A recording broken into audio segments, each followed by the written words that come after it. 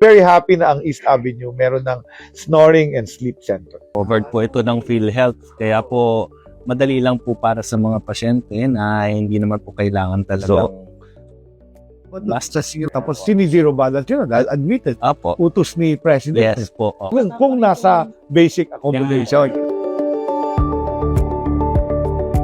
Sleep is important, di ba? Pag kulang ang tulog, madami tayong problema. Masungit yung tao, may mental health issue, hindi ka makabiging productive. So sa lalamunan, malalaki yung mga tonsil, malaki yung dila, o yung iba mahaba po yung uvula, or tinatawag natin yung parang kampana ng lalamunan natin. Nakakakos siya ng obstruction sa upper airway natin. Bumababa yung oxygenation natin. So, inuutusan niya yung puso natin na mag-pump ng heart. Siyempre, na-overwork yung heart natin. Nagkakaroon tayo ng mga cardiovascular problems, uncontrolled hypertension.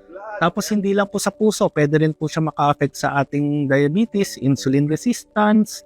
Tapos, marami rin po mental health rin po. Kasi yung concentration natin, naapektuhan rin po.